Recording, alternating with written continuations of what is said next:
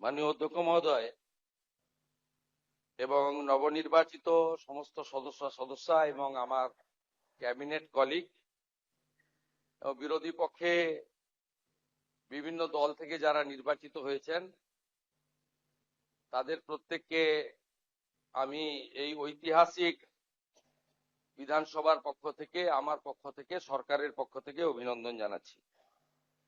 আমি প্রথমেই ধন্যবাদ জ্ঞাপন করব সমস্ত সদস্যদের এবং বিরোধী দল প্রধান বিরোধী দল সহ অন্যান্য বিরোধী দলকেও যে তারা পশ্চিমবঙ্গ বিধানসভার মহান ঐতিহ্য মেনে এই স্পিকার নির্বাচনে সর্বসম্মতিক্রমে স্পিকারকে নির্বাচিত করেছেন এই পরম্পরা এবং ঐতিহ্যকে বজায় রাখার জন্য। আমি আশা করব এবারের বিধানসভা পশ্চিমবঙ্গের মানুষের আশা ভরসা প্রত্যাশা পূরণের ক্ষেত্রে অত্যন্ত গুরুত্বপূর্ণ একটা ভূমিকা গ্রহণ করবে।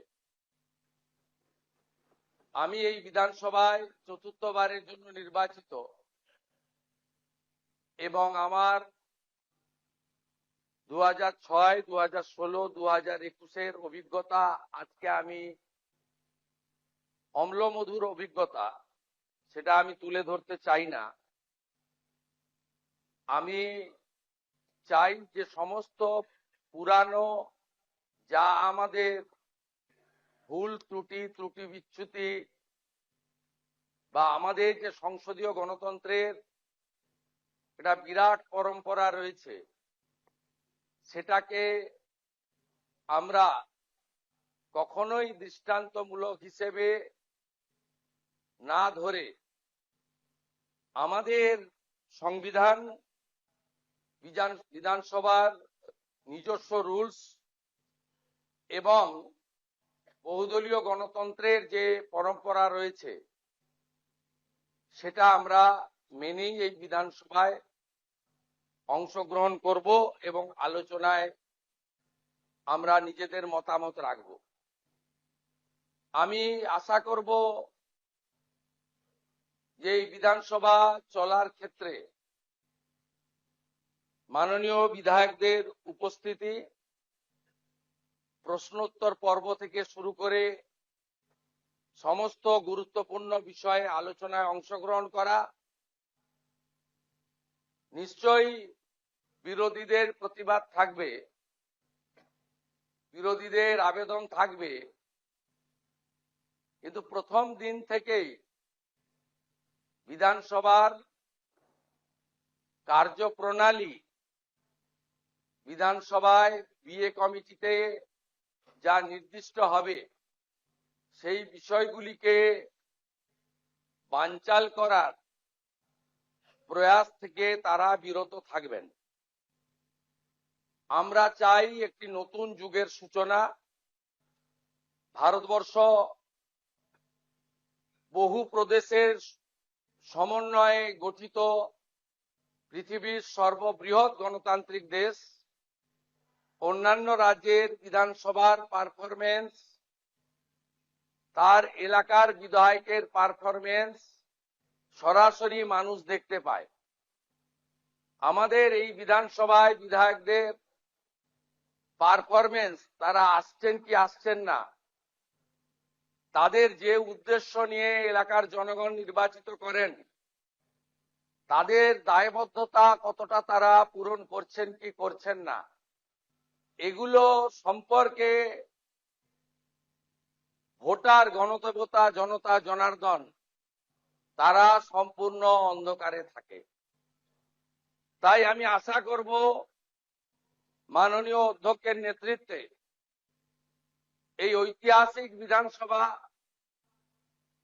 যা 1947 সালের 20 জুন ডক্টর শ্যামাপ্রসাদ মুখার্জির নেতৃত্বে ভারত ভুক্তির প্রস্তাব গৃহীত হয়েছিল 58-21 ভোটে, সেই বিধানসভায়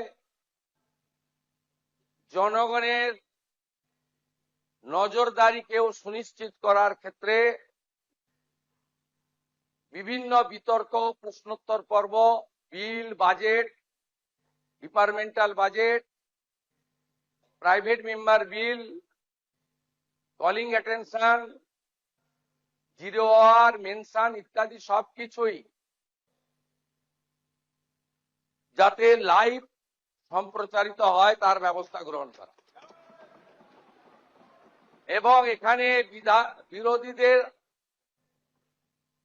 তাদের কার্যপদ্ধতিও জনগণের জানার দরকার রয়েছে। আমরা কনস্ট্রাকটিভ অপোজিশন চাই, কারণ বহুদলীয় গণতন্ত্রে আমাদের সংবিধানে স্বীকৃত। আমরা চাই না বিধানসভা তার বিরোধী দলনেতা তাকে 11 মাস হাউসের বাইরে রেখে হাউস চলুক। আমরা চাই না কোনো বিধায়ক শারীরিকভাবে নিগৃহীত হয়ে কোনো হসপিটালে বা ডাক্তারের কাছে যাক, এটা মারামারি করার জায়গা নয়। আমরা চাই দায়বদ্ধতা, ভাষা প্রয়োগের শালীনতা। আমরা চাই সংবিধানকে মাথায় রেখে সংবিধানের যে 3টি বিষয় রয়েছে, for the people, by the people, of the people, সেটাকে মেনে আমরা এই বিধানসভাকে এগিয়ে নিয়ে যেতে চাই। আজকে দীর্ঘ বক্তৃতা করা উচিত নয়। পরম্পরা মেনে প্রোটেম স্পিকার যিনি গত 3 দিন নিষ্ঠার সঙ্গে চালালেন, মাননীয় Tapas Roy, senior member of this house, senior leader of the state, তার যোগ্যতা দিয়ে যেভাবে পরিচালনা করেছেন তিনিও নিশ্চয়ই ধন্যবাদ জ্ঞাপন করবেন। এখানে প্রধান বিরোধী দল থাকলেও অন্যান্য বিরোধী দল থেকেও কয়েকজন জিতে এসেছেন। এই বিধানসভায় সকলের প্রতিনিধিত্ব সুনিশ্চিত করার ক্ষেত্রে তারাও হয়তো শুভেচ্ছা দেবেন। আমি আশা করব আমাদের স্পিকার মহোদয় ঘোষণা করবেন আমরা পরে কবে বসবো, সেটা আমার ঘোষণা করা উচিত নয়, কারণ মাননীয় স্পিকারের চেয়ারের মর্যাদা, তিনি নিশ্চয়ই সরকারের সঙ্গে পরামর্শ করে চলবেন। তার চেয়ারের মর্যাদা, তার সম্মানের মর্যাদা আমরা অক্ষরে অক্ষরে পালন করব, কারণ তিনি এই হাউসের কাস্টোডিয়ান। তাই আমি আশা করব পরবর্তী বিধানসভার যখন পূর্ণাঙ্গ বাজেট অধিবেশন হবে মহামহিম রাজ্যপালের বক্তৃতার মধ্য দিয়ে, তার আগে সর্বদলীয় মিটিং, বিএ কমিটি, বিভিন্ন হাউস কমিটি এবং standing committee formation, public accounts committee তৈরি করা, ফিনান্স কমিটিগুলির নির্বাচন, সব ক্ষেত্রেই এই বিধানসভায় ডাক্তার বিধানচন্দ্র রায় থেকে শুরু করে বিগত দিনে যারা দিকপাল স্বাধীনতা সংগ্রামীরা, অজয় মুখোপাধ্যায় থেকে শুরু করে, তারা যেভাবে এই বিধানসভাকে চালিয়েছেন, যে পরম্পরা ছিল, এই পরম্পরা আমাদের চলবে। এই বিধানসভায় সংস্কারেরও দরকার রয়েছে। ইলেকট্রনিক্স ভোটিং মেশিন এখনো শুনলে আপনাদের খুবই পরিতাপের বিষয়, আমাদের কাগজে লিখে দিতে হয়। শুধু তাই নয়, মাননীয় অধ্যক্ষের নেতৃত্বে রাজ্য সরকারের সর্বোচ্চ আধিকারিকরাও আজকে এসেছেন এই ঐতিহাসিক ক্ষণের সাক্ষী থাকার জন্য। আমাদের ডিলিমিটেশন ইত্যাদি হয়ে যাওয়ার পরে বিধানসভার আসন সংখ্যাও হয়তো বাড়তে পারে। তাই ভবিষ্যৎ পরিকল্পনায় নতুন বিধানসভা ভবনের প্রয়াসও অধ্যক্ষের নেতৃত্বে রাজ্য সরকারের সহযোগিতায় আমরা আগামী দিনে করব ইত্যাদি আমি আশা প্রকাশ করে বিরোধীদের আশ্বস্ত করতে চাই যে সংবিধানের পরিভাষা, বিধানসভা সংসদীয় গণতন্ত্রে house belongs to opposition, final decision অধ্যক্ষ নেবেন। কিন্তু আলোচনায় অংশগ্রহণের ক্ষেত্রে, সময় বরাদ্দর ক্ষেত্রে সরকারের ভূমিকা, সরকারি দলের ভূমিকা আমি পরিষ্কার করতে চাই। সংখ্যায় আপনারা অনেক কম হলেও আমরা 50-50 যে ভাগ আছে সেটা থেকে সরে যাব না। আমাদের সংখ্যা অনেক বেশি হলেও আপনাদের বেশি করে বলার সুযোগ যাতে অধ্যক্ষ দেন, সরকার এবং সরকারি দলের, সেই ব্যবস্থা থাকবে।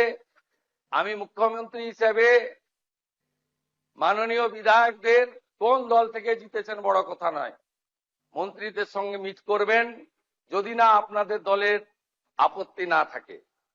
মন্ত্রীদেরও বলবো, বিরোধী দলের বিধায়করা অ্যাপয়েন্টমেন্ট চাইলে দেবেন। এলাকায় মন্ত্রীরা গেলে যে দলেরই বিধায়ক হন তাকে খবর দেবেন। এবং মাননীয় বিধায়ক, আমরা আগে চিঠি দিলে উত্তর দিতেন না অনেক মন্ত্রী, মুখ্যমন্ত্রীর তো প্রশ্নই ছিল না। আপনারা আমাকে চিঠি দিলেন, দেবেন, প্রাপ্তি স্বীকারও পাবেন এবং কিছুটা ইতিবাচক ফলাফলও পাবেন। আশ্বস্ত থাকুন, ভারতীয় জনতা পার্টি 21টা রাজ্যে মাননীয় নরেন্দ্র মোদীজির মার্গদর্শনে যেভাবে সরকার চালাচ্ছে, এই সরকারও তার অন্যথা করবে না। সবাই খুব ভালো থাকবেন। ভারত মাতা কি বন্দে